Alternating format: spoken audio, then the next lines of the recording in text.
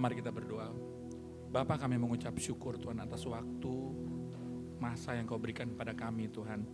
Dan segala puji, hormat, kemuliaan hanya untuk Tuhan kami Yesus Kristus. Kami adalah hamba yang mau melakukan bagian kami dan kami tahu Tuhan, Engkau yang menyempurnakan semuanya. Dan kami undang Roh Kudus untuk bekerja sekehendak hati-Mu hanya di dalam nama Tuhan Yesus. Haleluya. Amin. Pertama saya berterima kasih kepada Series yang sudah memberikan kesempatan dan saya masih ingat dari dulu tuh kita diajarin gimana cara untuk share firman dan dari situ dan kita mencontoh beliau juga. Terima kasih kepada Bapak Gembala dan Ibu Rep. Secara tidak langsung ada sesuatu yang mau gak mau karena deket jadi belajar. Saya tahu yang dari di sini luar biasa, termasuk Rara tuh.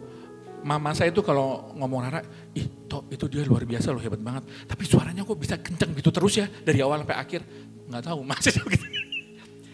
Dan beberapa hari lalu itu saya saat nyetir, saya selalu pasang radio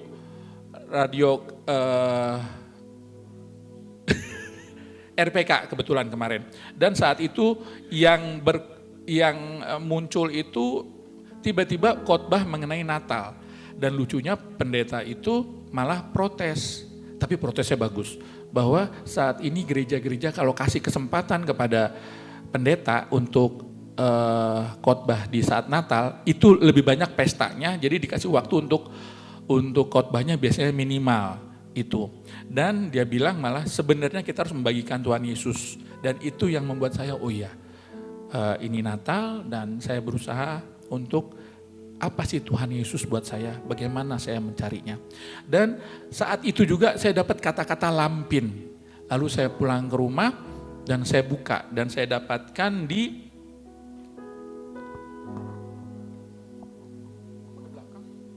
awal, dari awal.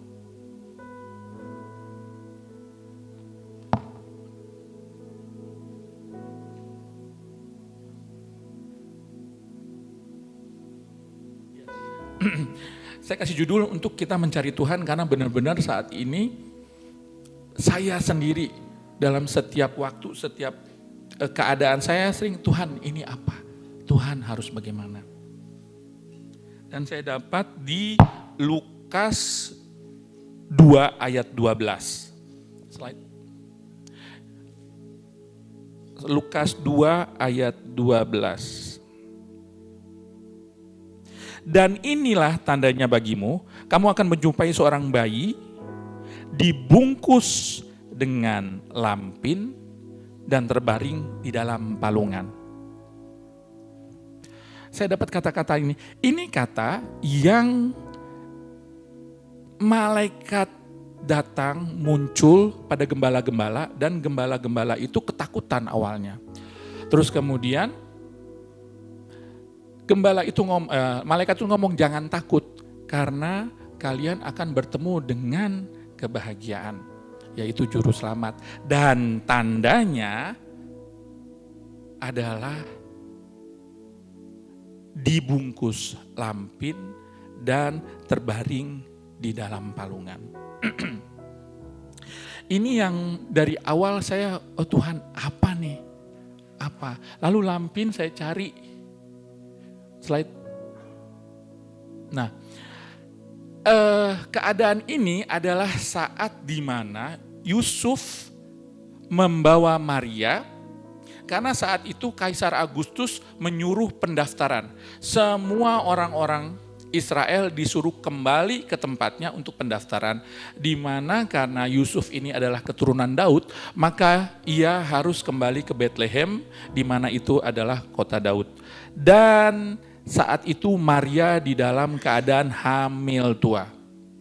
Dan untuk itu kalau kita dapat di gambarnya ini, Yusuf membawa Maria dengan kuda. Dan saya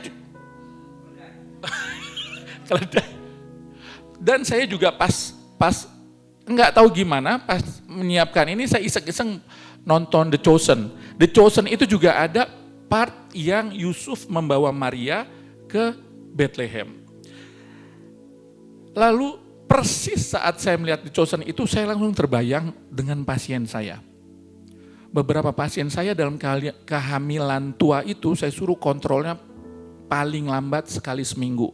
Bahkan kita kasih chart atau kartu yang disuruh hitung. Dalam sehari minimal dia harus merasakan 8 gerak per jam. Kalau itu tidak tercapai, maka dia harus ada beberapa action kita lakukan. Dan kenapa harus seperti itu? Karena memang di trimester ketiga, bahkan saat-saat mau lahir, itu bisa kejadian tiba-tiba lahiran, atau tiba-tiba kejadian keadaan bayi jadi nggak bagus. Saya pernah punya pasien, saya janji minggu depan hari Selasa operasi, dan dia datang hari Kamis dalam keadaan pusing, sampai di rumah sakit bayi udah nggak ada. Memang keadaan hamil tua itu luar biasa. Tapi ini keadaan di mana Yusuf harus membawa Maria untuk pendaftaran dari Nazaret ke Bethlehem. Slide. Nah, saya searching bahwa dari Nazaret ke Bethlehem itu letaknya 150 km, dan kalau ini ada beberapa rute. Yang paling cepat adalah rute yang ini 150 km. Sedangkan dia memakai kuda. Dan gak mungkin kudanya lari cepat. Keledai. Keledai gak mungkin nyari cepat.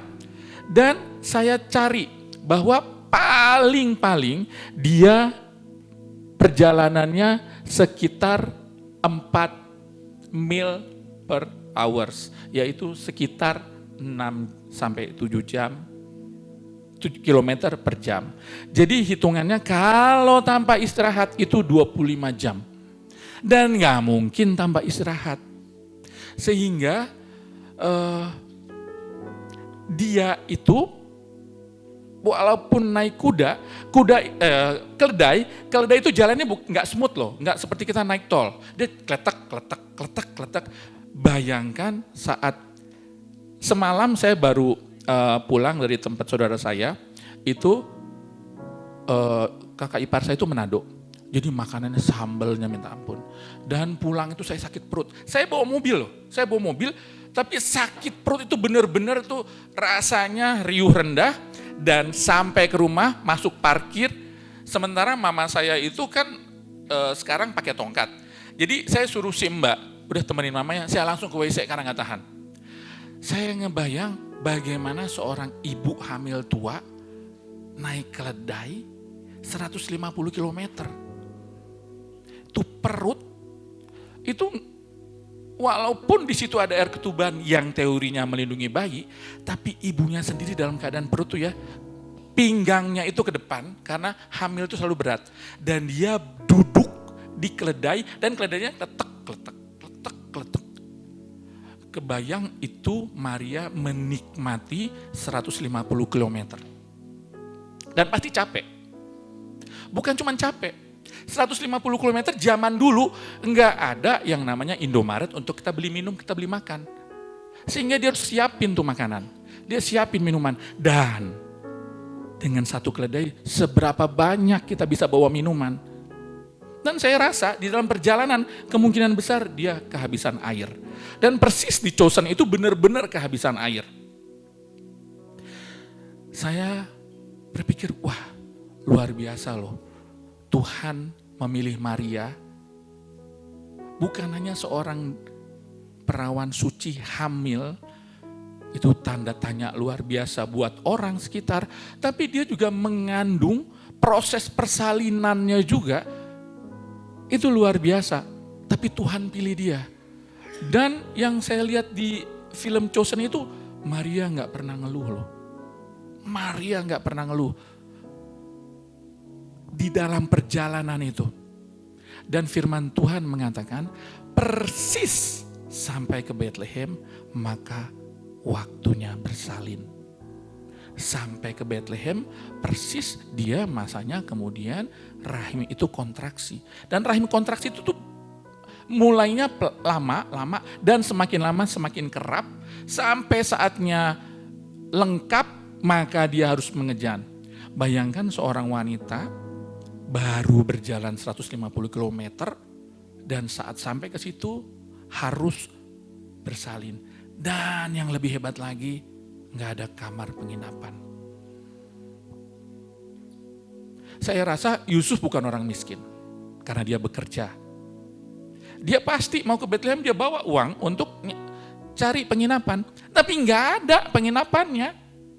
Dan bagaimana seorang yang udah bawa karena memang istrinya harus ikut untuk mendaftar, dia bawa tapi nggak ada penginapan.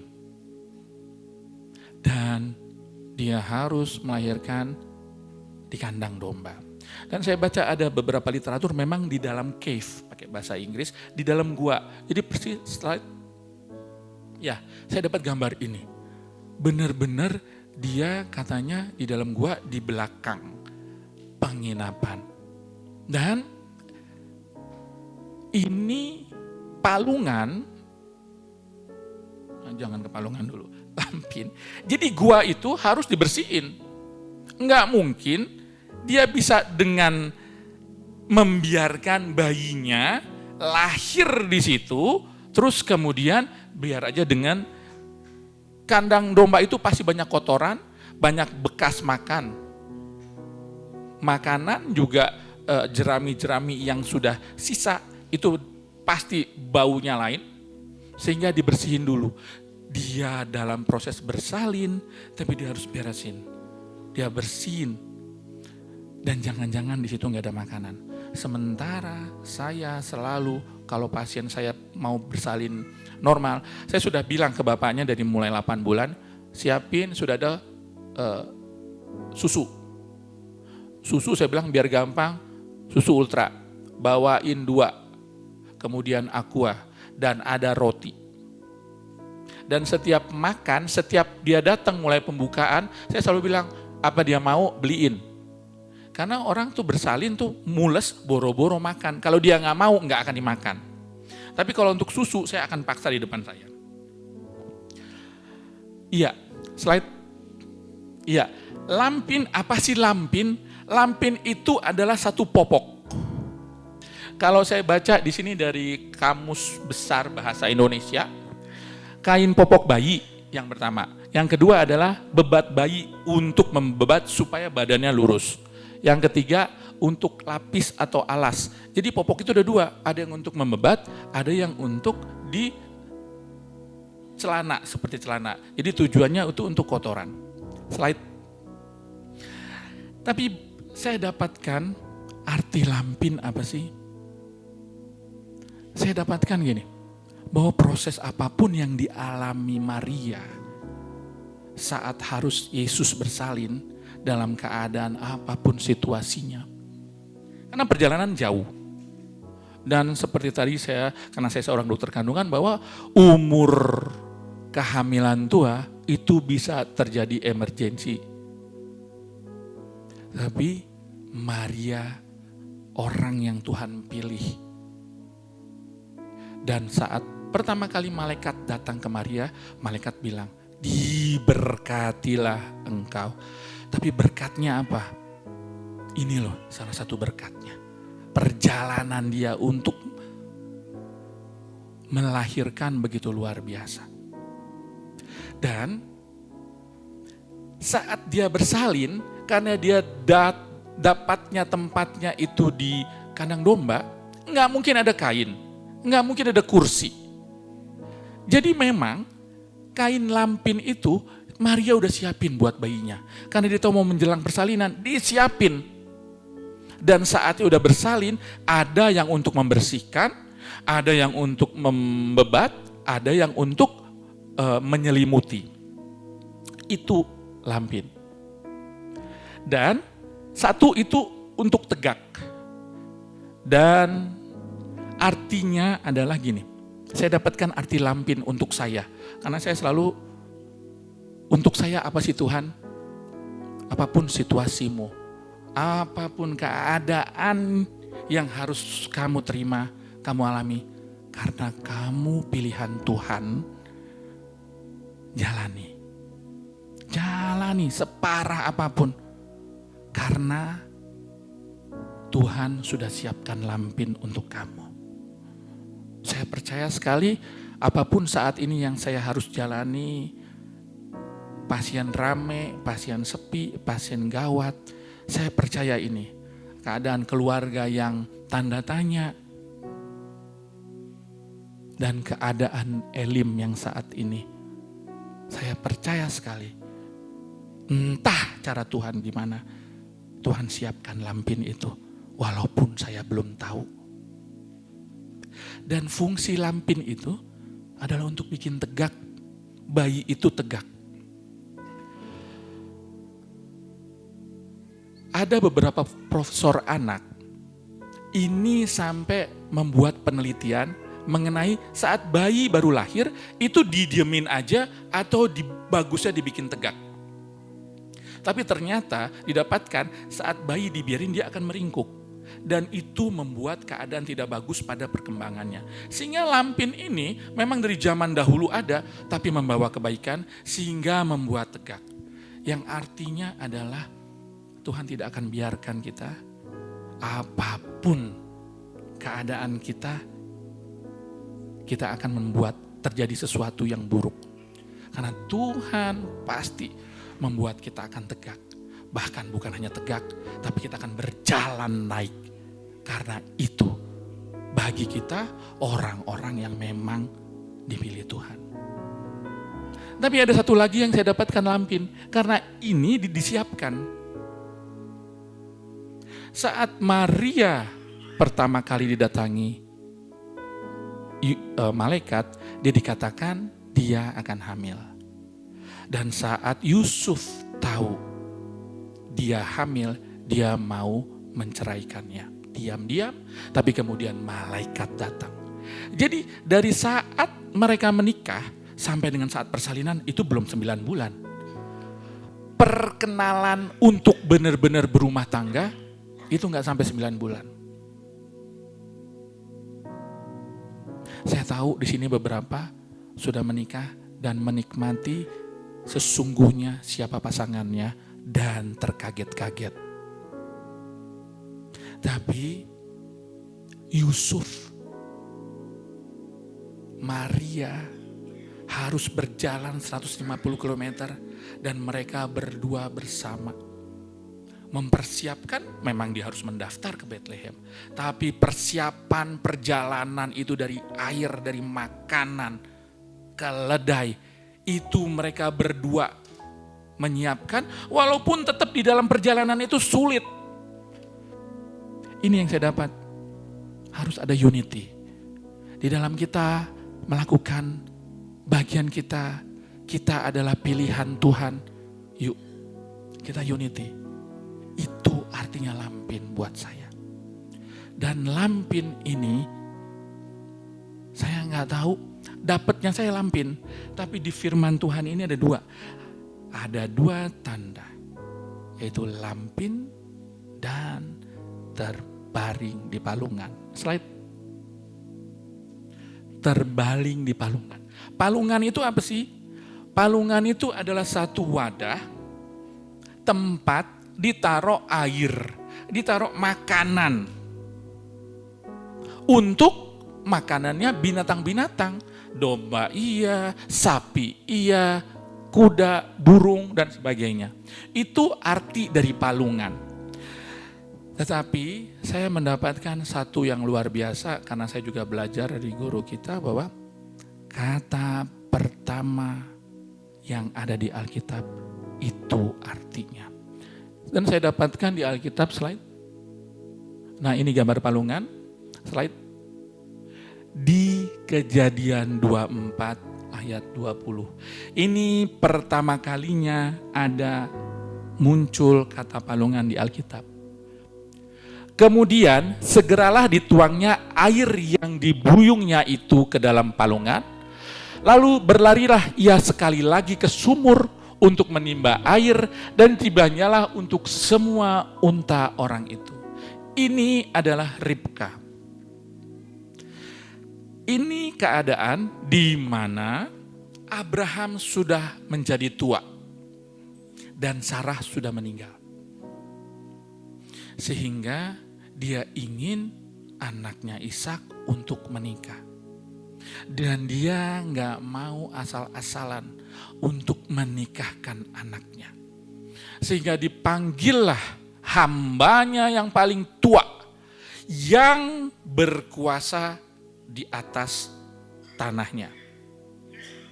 Dipanggilnya lah hamba itu dan disuruhnya, carilah seorang mempelai untuk anakku Ishak dari sanak saudaraku. Jadi dia gak mau asal-asal, dia ambil dari tempat asal istrinya. Orang Batak tuh gitu juga loh. Kita boleh nikah sama Pariban, yaitu itu saudara dari sepupu dari mama. Agak-agak mirip. Tapi hambanya ini berangkat dikasih modal. Tapi dia disuruh bersumpah. Kenapa? Ada kekhawatiran di Abraham, jangan sampai anaknya yang ikut ke tempat perempuan. Seperti saat-saat ini sering terjadi.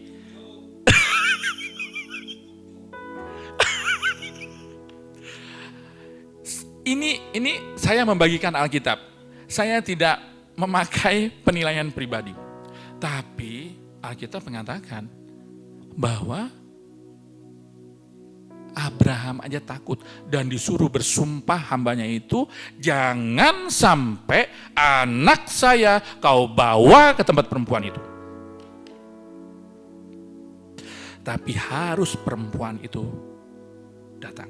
Tetapi seandainya kau ketemu dengan perempuan itu dan perempuan itu tidak mau, maka kau lepas dari sumpah itu.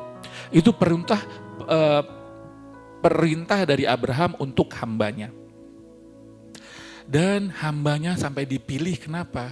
Karena pasti Abraham tahu ini hamba yang pasti obey banget.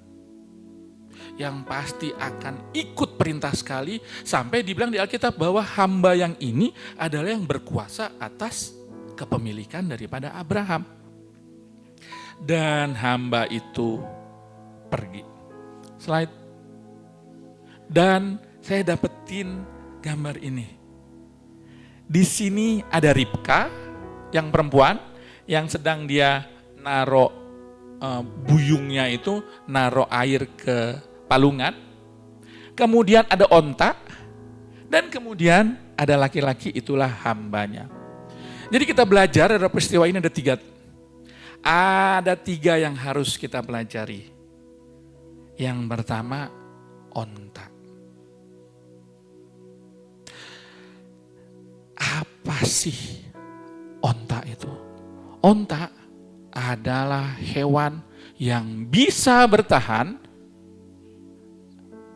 dengan keadaan kekeringan.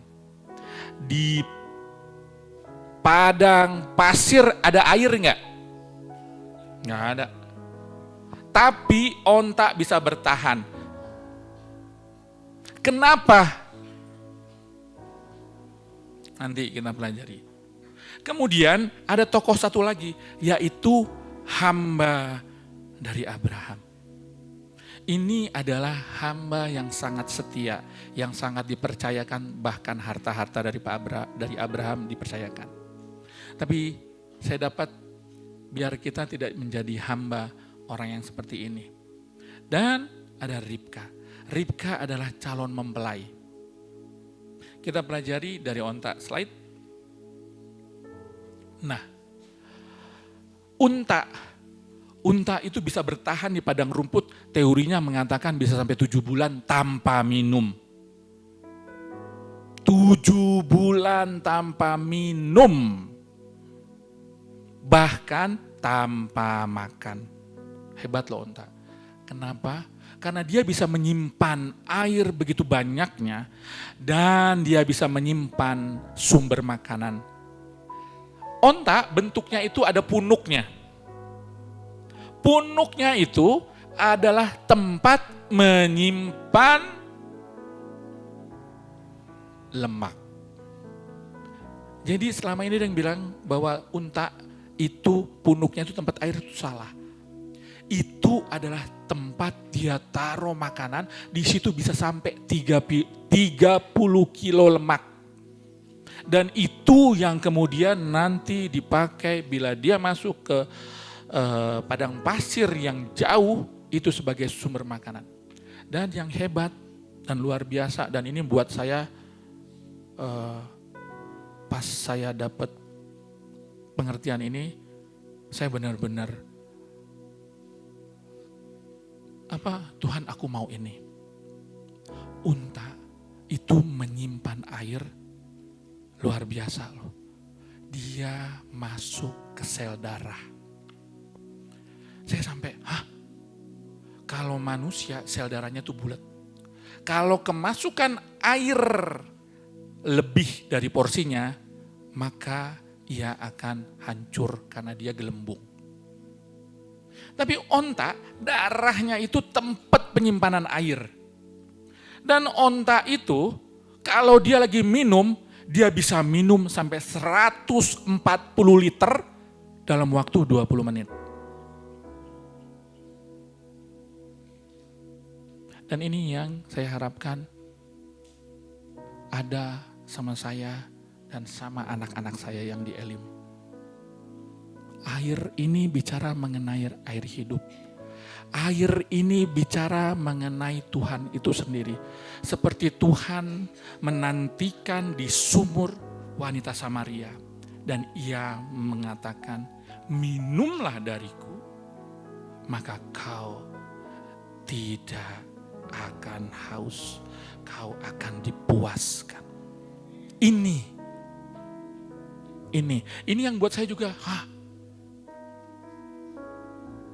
saya harus menyimpan Tuhan, menyimpan firman Tuhan sampai ke darah-darah saya. Supaya apapun yang terjadi di depan, saya dapat bertahan. Dan ayo, dalam unta itu minum air dalam 20 menit. Tuhan punya waktu sama kita. Ayo kita hargai waktu. Saat kita harus benar-benar minum. Karena ada waktunya gak bisa minum. Ada waktunya kita harus berjalan. Dan ada waktu kita selesai. Saat ini, saatnya kita masih minum. Ayo kita semua anak-anak minum. Karena ada waktunya. Ada waktunya kamu gak bisa minum. Dan kalau kita semua tidak minum sampai puas, sampai itu masuk ke darah kita, maka kita berjalan lama akan kesulitan. Itu arti onta yang pertama dan yang kedua. Dan saya baca lagi bahwa metabolisme dari onta itu rendah. Sehingga ia tidak keringat.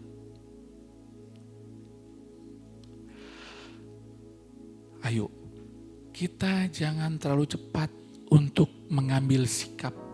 Kita jangan terlalu cepat untuk emosi. Kita keringat itu gini, kayak sekarang tuh saya keringetan tuh. Karena memang ada satu saat kita melakukan sesuatu, kita panik. Ini, kenapa memang dalam kita keadaan panik itu metabolisme kita naik. Saya tuh setiap kali mau operasi, kalau kasusnya biasa, kalau sesar saya biasanya, ini ari-ari di mana, kepala letak di mana. Ada tali pusat? Enggak, saya udah di otak saya, ntar saya irisnya gini. Tapi kalau dalam keadaan tumor, dengan riwayat operasi, udah sesar 3 kali. Udah gitu dia mau operasi miom. Itu saya udah mikir, wah ini kalau lengket gimana? Kalau ini gimana? Kalau ini gimana? Sehingga saya harus lakukan persiapan. Itu duanya lebih banyak banget tuh. Dan saya tahu, ini kalau masuk aja ada perlengketan, maka saya harusnya ngambil ke sini. Dan itu begitu ada perlengketan, itu pasti udah ngebanjir tuh. Udah ngebanjir dan selesai operasi itu selesai haus banget. Ini metabolisme, jangan panik. Tapi caranya gimana? Tadi dengan kita minum banyak. Kita siapkan firman Tuhan, itu yang menjadi sumber kekuatan kita. Dan yang keempat, suhu dingin. Memang onta itu suhu dingin. Kalau kita ada di mana di padang pasir, kita akan cari alas untuk supaya kita tidak kena. Tapi kalau onta, dia langsung tidur aja. Kenapa? Karena udaranya sendiri, suhunya dia sendiri dingin. Itu juga buat kita. Apapun permasalahan di luar, tetap cool. Jangan terikut dengan masalah luar. Tapi usahakan diri kita tetap dingin, kepala dingin. Yang kelima, ini juga saya baca nih, wih keren juga loh onta, pantasan jadi binatang profetik yang bagus. Unta saat ada badai pasir, dia itu matanya nggak akan kena. Saya aja nih keringetan itu kadang-kadang masuk mata dan perih. Sedangkan unta dia punya bulu mata yang panjang untuk menahan badai. Makanya Bu Elsa nggak ada, saya mau godain Bu Elsa tadinya. Itu salah satu untuk menahan badai. Tapi Tuhan kasih kelopak mata aja 3 loh. Buat kita apa sih? Visi yang dari Tuhan. Visi yang dari Tuhan, jangan mau itu terlepas, terganggu oleh karena badai. Visi yang dari Tuhan, pegang benar-benar. Dan kita mau masuk 2025. Minta visi lagi. Tuhan, apa visi untuk 2025? Dan ini juga, unta itu, dia itu, kita kan ada ini ya, apa sih namanya? Cuping hidung.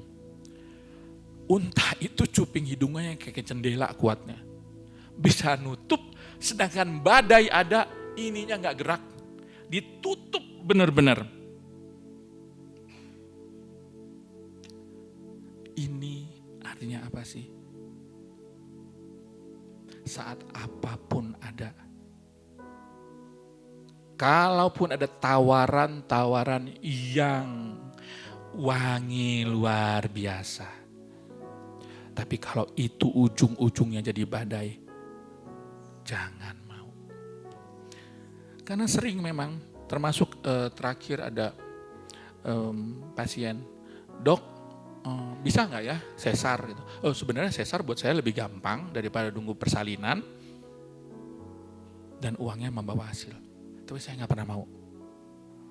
Karena alasan harus ada. Alasan untuk melakukan tindakan harus ada dan saya tidak pernah mau. Dan puji Tuhan sampai sekarang saya belum tergerak untuk membuat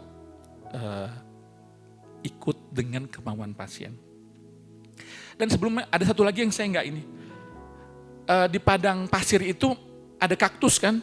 Kalau kita ketemu kaktus kita jauh-jauh. Dan tahu nggak? Sebenarnya unta makanannya apa? Kaktus. Berduri-duri. Tapi itu dimakan. Dan bagian kita anak-anak yang dipilih Tuhan. Apapun yang memang bagian kita harus kita makan. Biar kita jadi unta. Biar kita jadi unta. Lalu ada tokoh kedua yaitu slide hamba Abraham. Firman Tuhannya gini nih. Tuhan, Allah Tuanku Abraham, buatlah kiranya tercapai tujuanku pada hari ini. Tunjukkanlah kasih setiamu kepada Tuanku Abraham. Dan dia kerjanya berhasil. Tapi yang saya agak sedikit, pantesan dia cuma muncul di sini, gak muncul-muncul lagi. Karena yang dia deklarasikan adalah kasih setiamu kepada Tuanku Abraham. Sebenarnya dia bisa loh, Tuhan aku udah tugas ini dari Tuanku.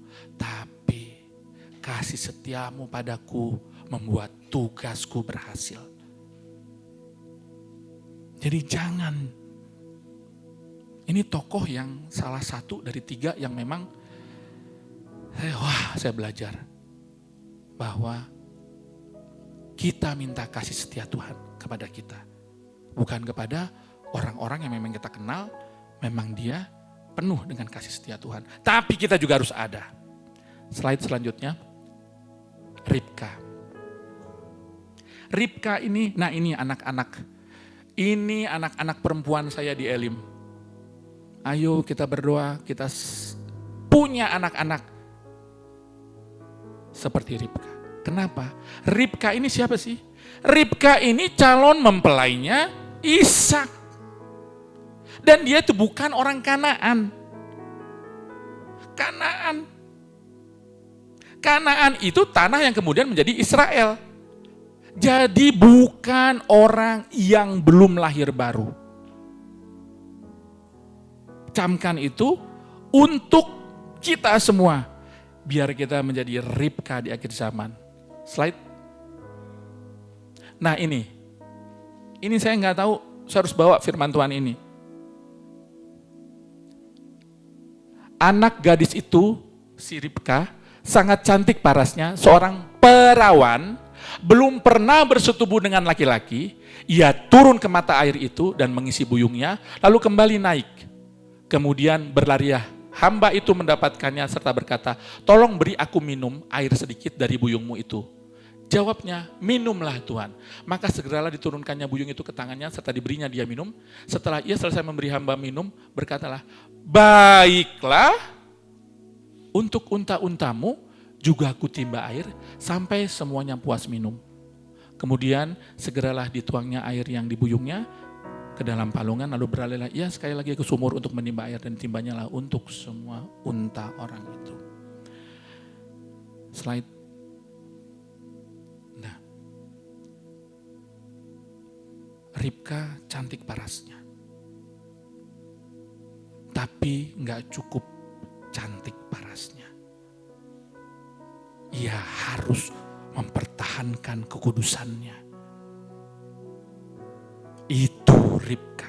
Jadilah Ribka di akhir zaman. Karena ia belum pernah bersetubuh dengan laki-laki. Dan ini juga bagi laki-laki. Jangan kau korbankan seorang wanita. Karena ia tidak bisa menjadi, kau hambat ia menjadi Ribka akhir zaman. Dan Ribka ini jelas loh. Sebelum hamba itu, tadi dia tuh berdoa sama Tuhan, Tuhannya Abraham. Tapi sebelum selesai dia bicara, si Ribka udah datang. Udah kasih, ayo silakan minum. Dan bukan hanya kepada si hamba Abraham ini, kepada semua unta-untanya. Jadi Ribka ini rajin. Dia tidak malas, kemudian dia tahu cepat menyambar, dan ia murah hati. Ayo saya berdoa semua anak-anak saya di Elim, kita menjadi Ribka akhir zaman. Slide. Ya, biar kiranya Tuhan Yesus memberkati kita, menjadi unta-unta akhir zaman, menjadi Ribka akhir zaman, dan kita punya lampin, karena itu yang Tuhan siapkan untuk kita. Ini dari saya.